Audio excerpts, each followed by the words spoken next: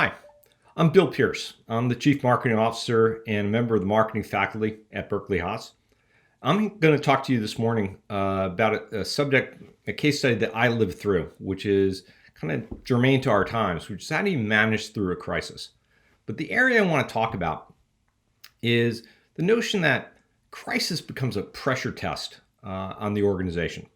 Crisis reveals both what is good and what needs attention in areas like product, process, leadership, and importantly, culture.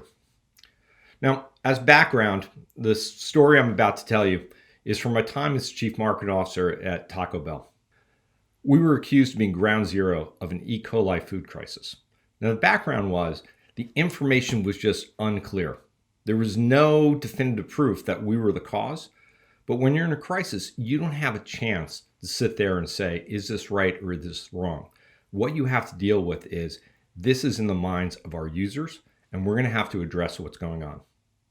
Now, this is a serious health crisis. When somebody contracts E. coli, hospitalization is likely required. Now, the great thing was, as we were going through this, we had people that were going to the hospital, but fortunately, nobody perished. However, while we were in the middle of that, we didn't know if that was going to be the case. So there are several things that happened that were occurring at the same time, in real time. It's just flying at you, new information, a perspective from some of the stakeholders in the companies. Our franchisees worried about going out of business. Our corporate parent was worried about, what happens to all the brands in the portfolio. Any single day you were facing 52 different new information flows coming at you, and you had to figure out, how do I prioritize it? Now, I'll go back to my original thesis. Crisis reveals fissures or is a pressure test on the organization. As we were in the middle of it, you could see certain people really rising to the occasion and certain people just not able to handle it. Now, when you're in the middle of that, you're just making notes and you're trying to file it away. You don't have the opportunity to kind of take some of those corrective actions. But as you're thinking through this, your presuppositions of who's my team, who can handle playing at this very high level now, because we're playing for keeps, that really is one of the first tasks that you're going to face as a leader. Now, as a little bit of background information, as the Chief Marketing Officer, I was in charge of all external communication to anybody affected by this. So our users, our restaurant owners, our partners, all had to be spoken to with one voice, which was very hard when the information is changing hour by hour and minute by minute. Now, because this is the United States, and because this is a very recognizable brand, there was also one other thing that was going on in the background. Every single night, the late night TV hosts, their opening monologue was, hey, did you hear the latest about Taco Bell? So every single day I would walk into the office, I'd pour myself back in at 5:30, 6 o'clock in the morning, and my boss was saying, did you see what Leno said last night? Did you see what Letterman said last night? I want to sue NBC. I want to sue CBS. This is defamation of the brand. Managing your boss in the crisis is something they didn't tell you in business school. So I had to do a lot of diffusing of situations and say, let's keep on our message. Let's make sure we're focused on the overall crisis. We'll worry about that later. Now, things like there were things that you'd find on the internet where people were taking adult diapers and putting the Taco Bell logo on them and saying, like, here's your E. coli prevention pack. Those are things that are going to have impact on your brand and on your reputation. And you have to figure out, what do I do? How do I deal with this? Is this something I need to deal with now? And again, certain people in the organization wanted, let's slap them with a cease and desist order. Again, as a person that was responsible for the brand and responsible for all communication, I had to lead a multifunctional group in prioritization. Let's keep our cool. We'll worry about that later. Now, I will tell you, losing focus in a crisis is not just a problem. It's a crisis itself. If you're worried about what the late night TV talk show hosts are talking about or what the current joke going around the internet is, you're not at the cause of fixing the long-term problem. If you chase the short-term, highly visible, but ultimately not important issues, you're getting away from what is the true issue you're trying to deal with. You're trying to get to the root cause of the problem. Now, at the core, there were things that we had to deal with. At first, what is happening? Rule number one in a crisis, and I worked for someone that told me this, is don't worry about how the cow got into the ditch. Worry about getting the cow out of the ditch and figuring out how they got into the ditch later. Our ditch was plummeting consumer confidence in the business. The Taco Bell business, close to where the E. coli situation broke out, was down anywhere between 75 and 85% of sales. Basically, those restaurants, for all intents and purposes, were going out of business. As you got further away from the geographical center of the outbreak, you saw impact, but the impact lessened. So in New York, where this outbreak was centered, we were seeing minus 80% plus. Get to Chicago, it was about minus 60%. Get to Denver, minus 40%. Out in California, where we were, minus 20%. So the further you got away from the problem, you were dealing with a lessening of the situation, but still an issue. Part of what we had to do was reestablish trust in the brand.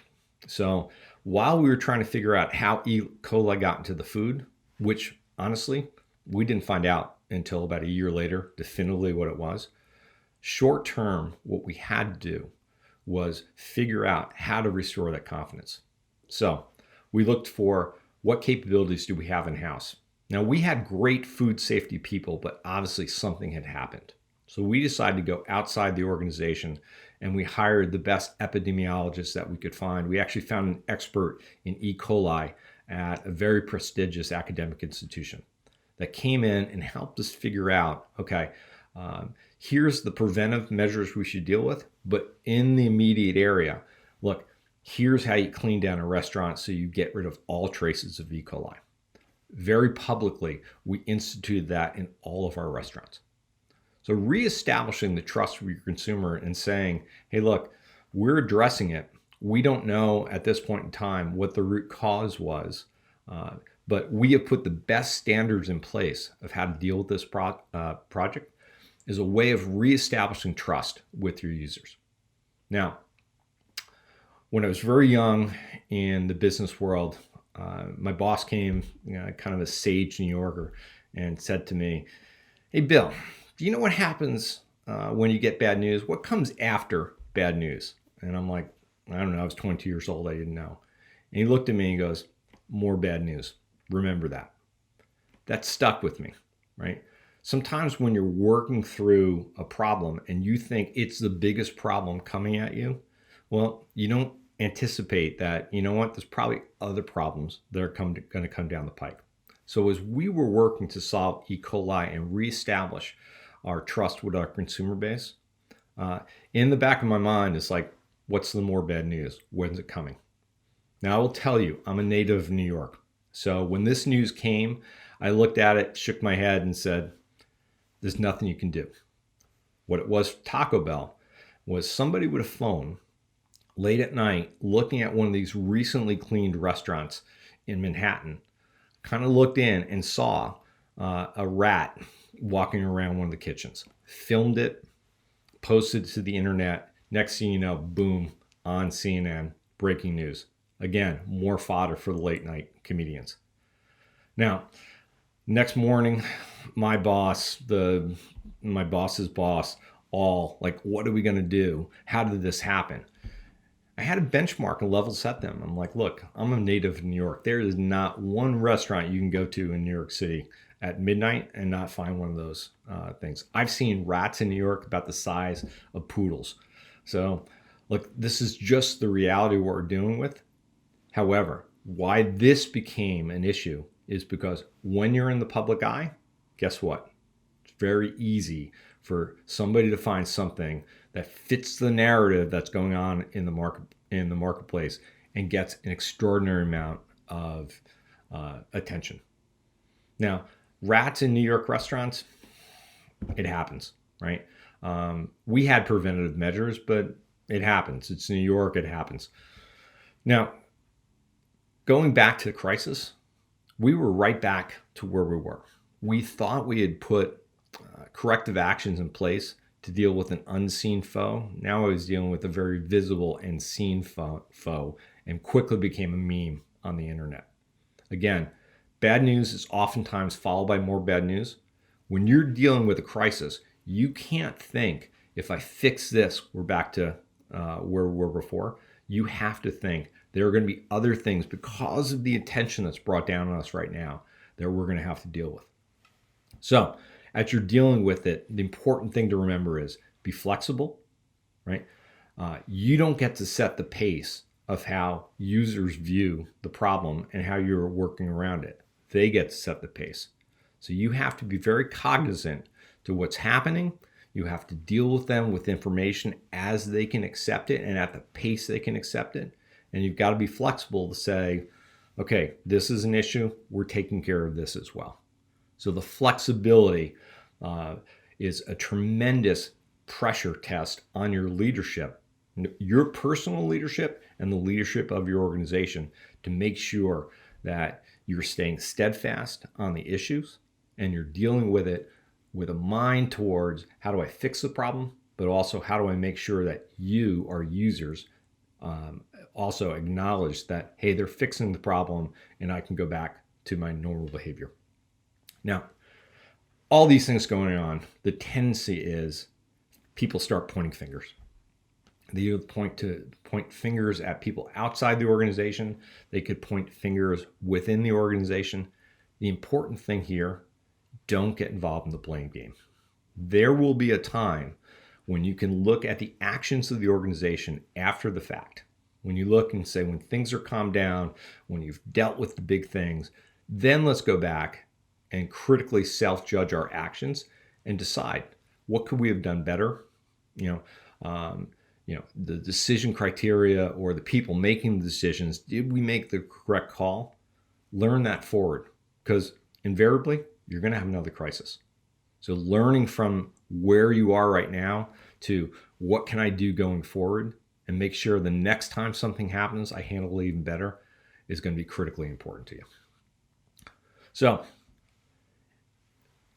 I go back to my role as the Chief Marketing Officer was to make sure that the communications out to our stakeholders were clear, were consistent, and had a consistent tone and voice. We didn't want multiple messages going out to news organizations or to our restaurant operators or to our guests.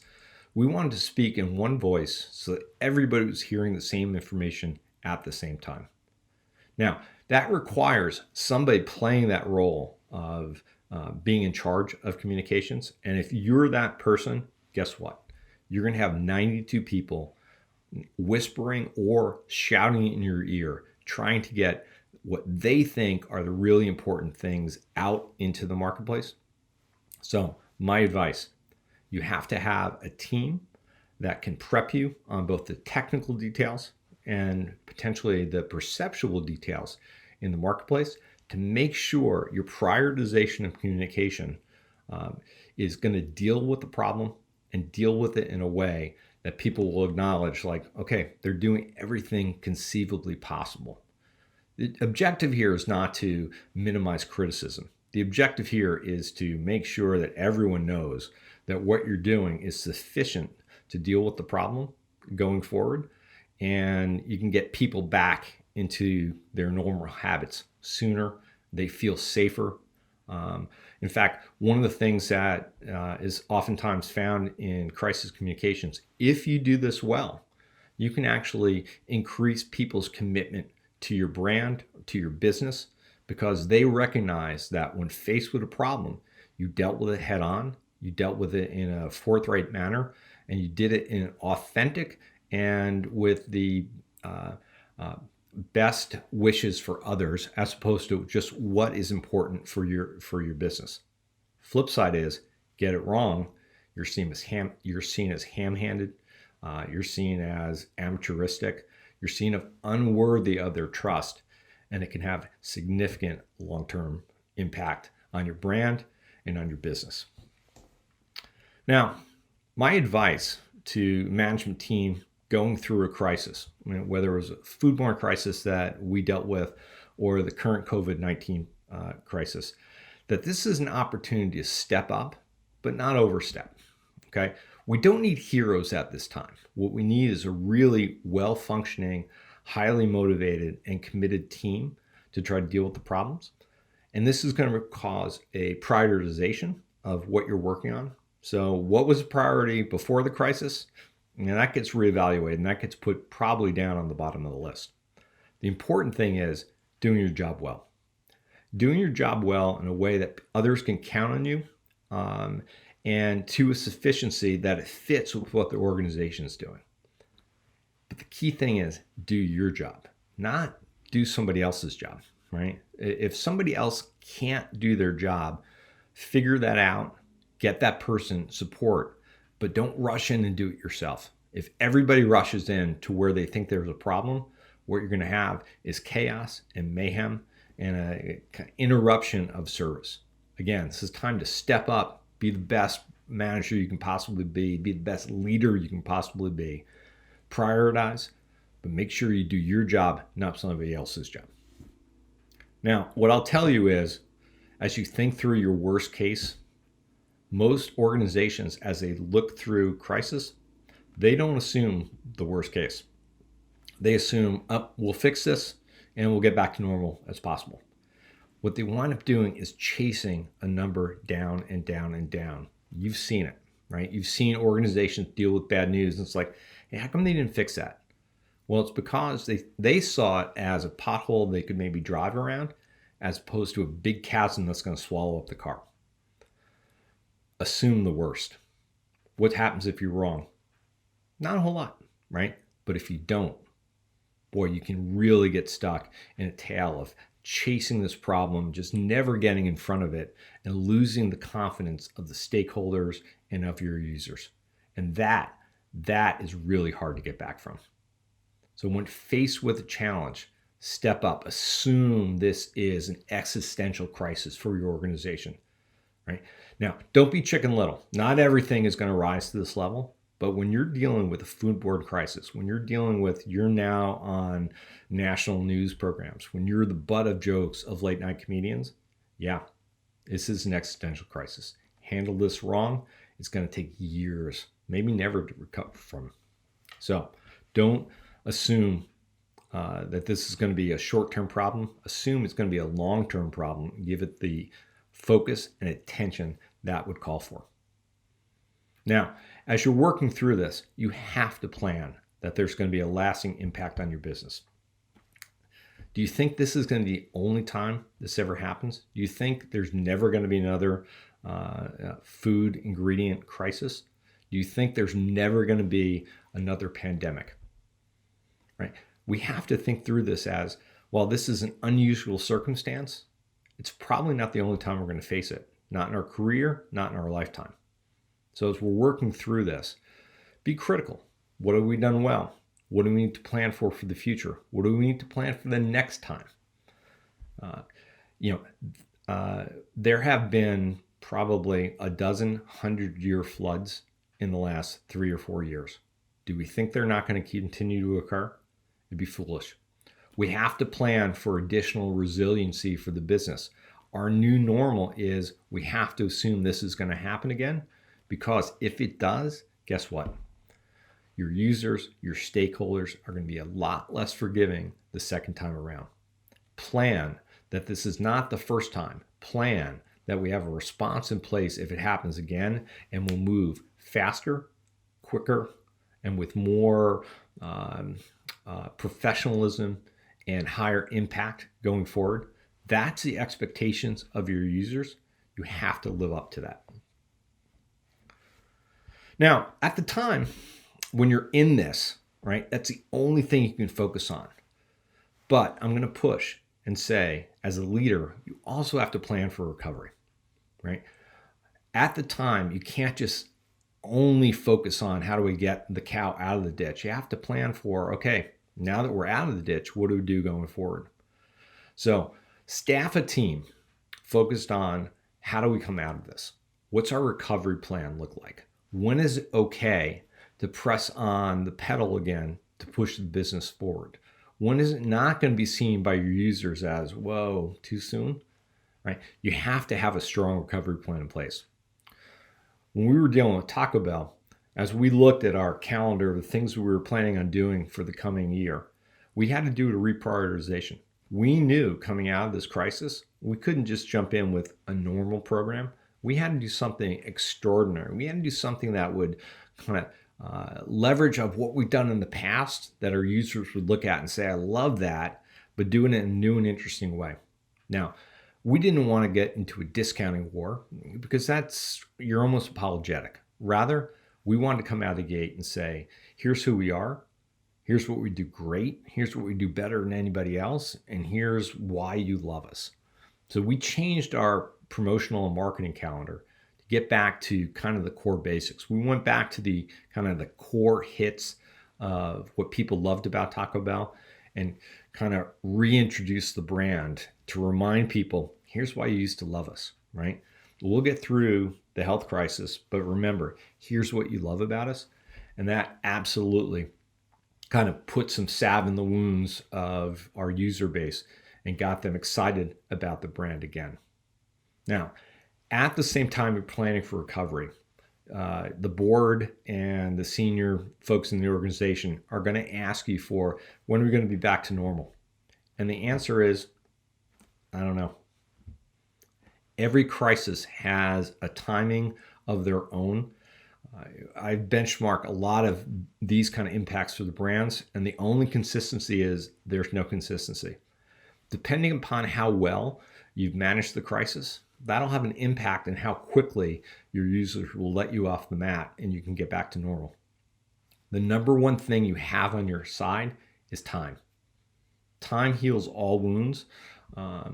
And we looked and said, if we do the right things, if we come out with the right recovery plan and with enough time, we should recover from this and get ourselves back to where we were and back on a growth trajectory. But that time is flexible.